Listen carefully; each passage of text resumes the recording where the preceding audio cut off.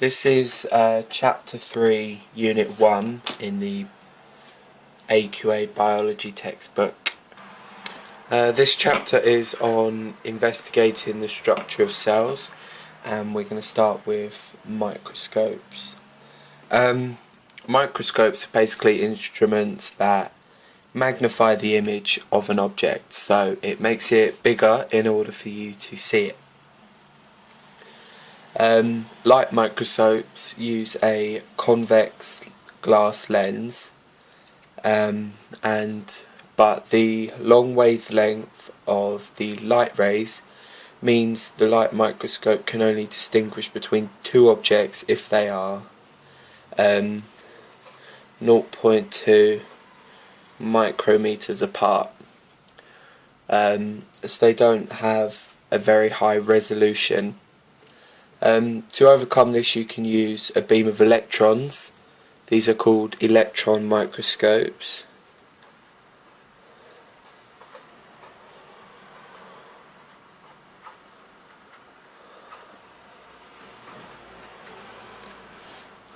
Electron microscopes use a beam of electrons. These have an incredibly short wavelength, so it means the microscope can distinguish between objects that are as close as 0.1 nanometers, which is a much higher resolution. There's two types of electron microscope. One is the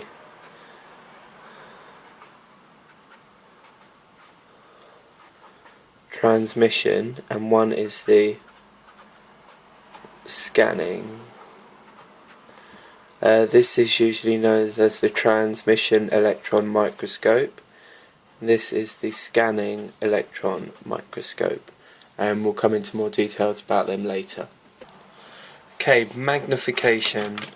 To work out magnification, you do the size of the image divided by the size of the object, and that'll give you how many times the object has been made bigger in order to produce the image. If you're trying to work out the size of the object, you do the size of the image divided by how many times you've increased the size of the object, or the magnification.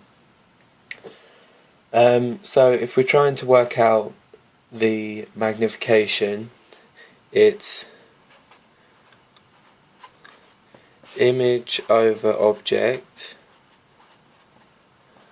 So if we take 10 millimeters is the size of the image, and the size of the object is 100 nanometers. We can't do that calculation because the units are different. So what we need to do is we need to convert that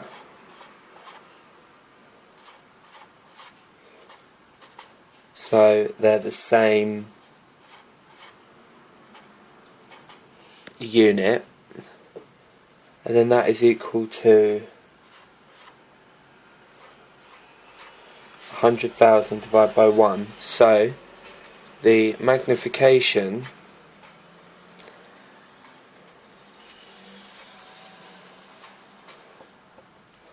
is equal to 100,000 over 1, which is times 100,000 times. So our object here, our object has been increased in size by the microscope 100,000 times. Okay, this is cell fractionation.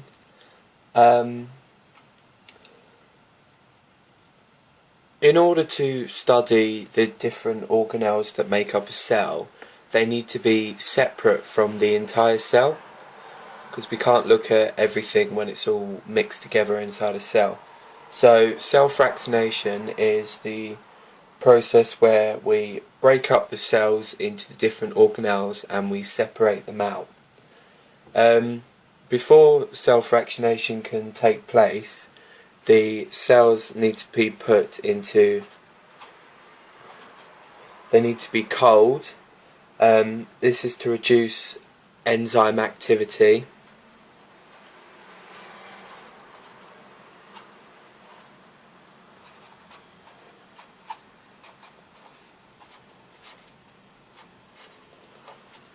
We need to do this because some enzymes will actually break up the organelles if they come into contact with them.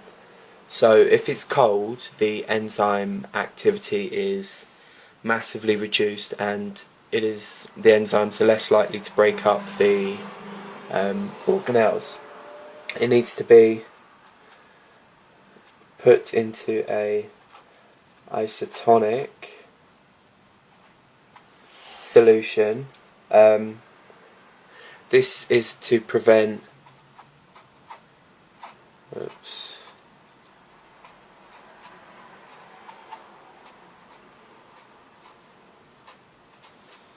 This is to prevent bursting and shrinking as a result of osmotic gain or loss of water.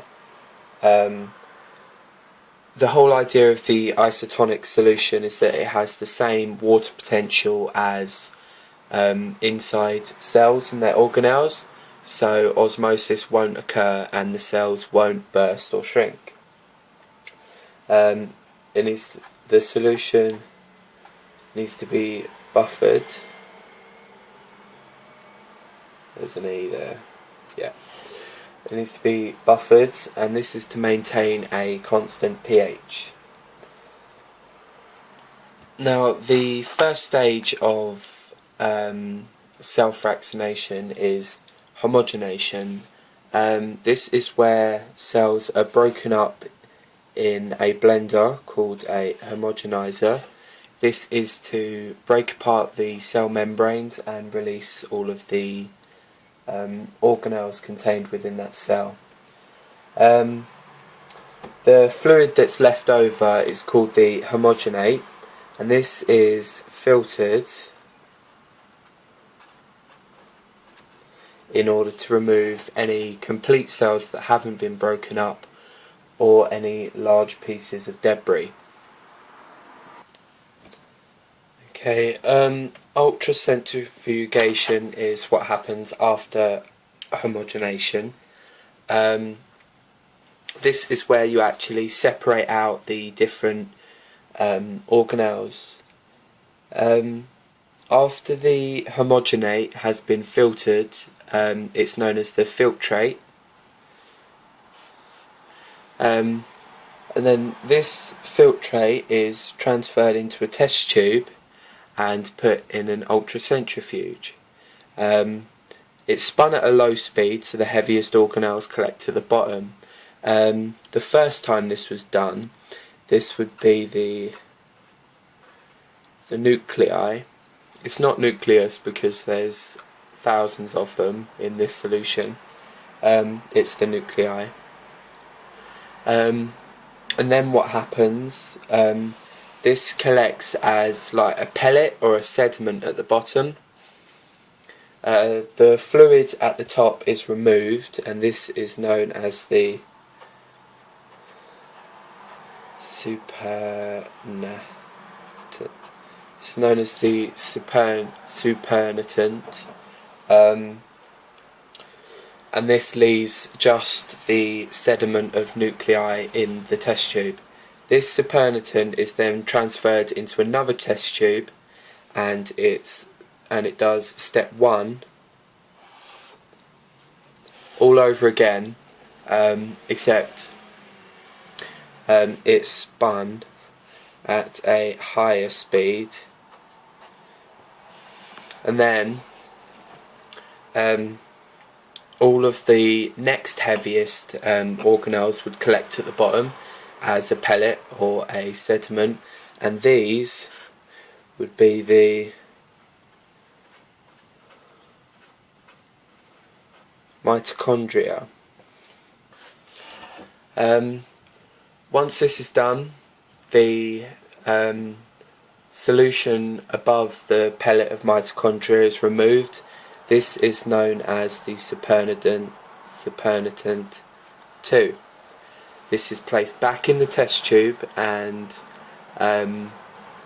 put through the ultracentrifuge again at a slightly higher speed than before, and then the next heaviest organelles would be separated out. Once you've completed all of this, you end up with a number of test tubes all containing a pellet of one type of organelle in each one.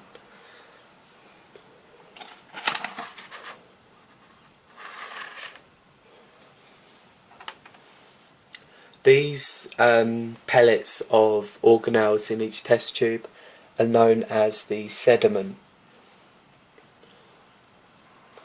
These can be put onto a glass and looked at in a light microscope, but light microscopes might not be powerful enough, so they're put into electron microscopes in order to get the resolution needed to look at the structure of all the different organelles. So this is how you separate cells out into their organelles to look at each one individually. Now we are onto the electron microscope. There's two advantages of the electron microscope. One is that electrons have a very short wavelength. This can lead to high resolution. This is where you can distinguish between two objects that are very close together.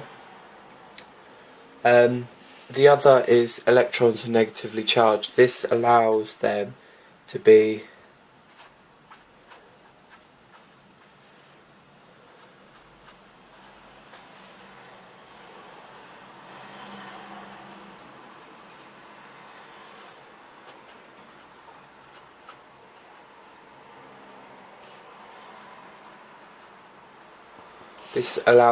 focused by an electromagnetic field. This is an advantage because the electromagnetic field is very easy to produce, and it means you can control the strength of it in order to focus them. Electron microscopes were first thought up in the 1930s. They came up with the idea of the electron microscope and developed the electron microscope in order to overcome the disadvantage of the light microscope, which have very poor resolution. This is the transmission electron microscope. The transmission electron microscope uses a beam of electrons that pass through a thin section of the specimen. The beams are focused onto the specimen by a condenser electromagnet. The specimen, which is thin, absorbs some of the electrons, so they appear dark. So absorb equals dark, and then other points of the specimen allow electrons to pass through, and these appear light. So it produces a black and white image. This image appears on a screen, and it can be photographed to give a photo,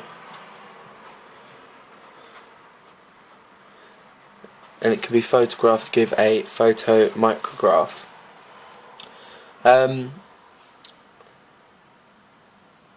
The resolution of the TEM, I'm just going to write it res, is 0.1 nanometers, which is quite small. The main limitations of the transmission electron microscope is that the whole thing has to be in a vacuum.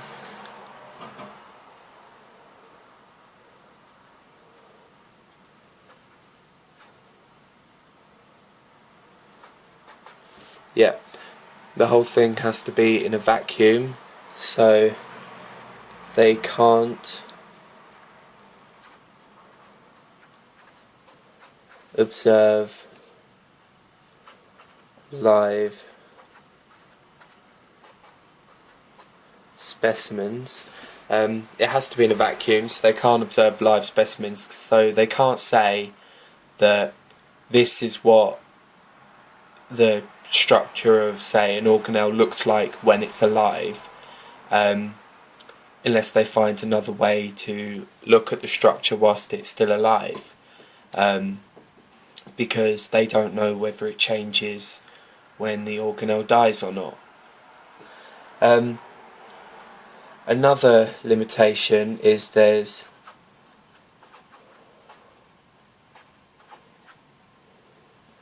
a staining process. This process is quite complex, and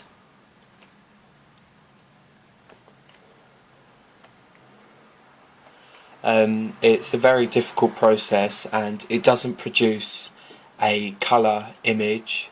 It still produces a black and white image. Another limitation is the specimens must be extremely thin. This is quite difficult to do because it's quite complicated to make organelles quite thin because they're so tiny, but they need to be thin. And another limitation is there may be artifacts in the specimen. Artifacts aren't the things you find in museums. In this case, artifacts are basically bits of dust or just pieces of material that aren't supposed to be there, but they get there. This quite commonly happens during the staining process and the process of making the specimen thin. Bits of dust, human skin cells, just anything that's not supposed to be there manages to get into the specimen, may distort the image. It may show up on the image and make the scientist who's looking at this organelle think that there's something else there, and think that it's supposed to be part of the organelle, when in actual fact it's not supposed to be there.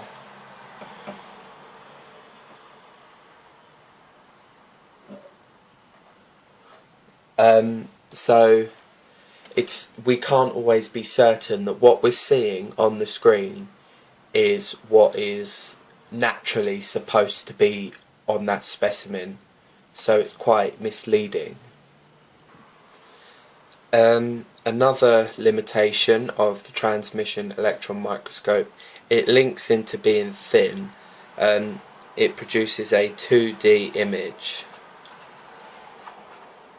Although this image has quite a high resolution, it's still only 2D, so to get an idea of the entire organelle we'll have to do 10 or 20 slices of the organelle and layer them up using a computer program. This is incredibly expensive and incredibly time consuming. Okay, now we're on to the scanning electron microscope. Scanning electron microscopes have all the limitations of the TEM, except the specimen doesn't have to be thin.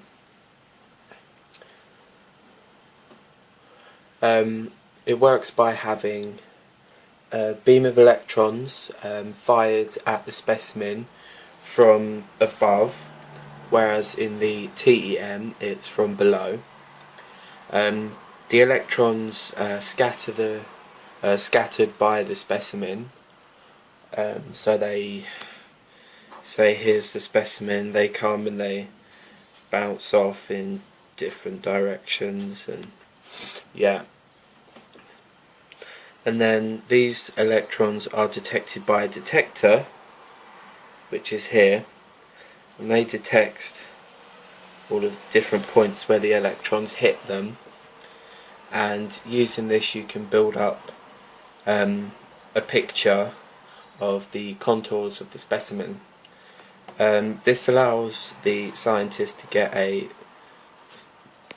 3D image of the specimen, but it's still in black and white. So here's my textbook. This is what the transmission electron microscope looks like, and this is what the scanning electron microscope looks like. Obviously this picture would be in black and white.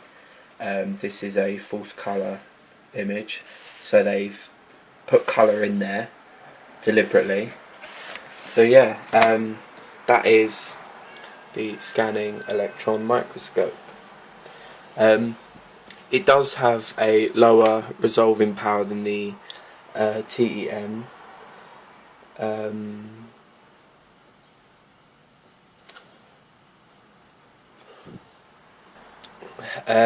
The resolving power is 20 nanometers, which is lower than the TEM, but it's still 10 times better than a light microscope.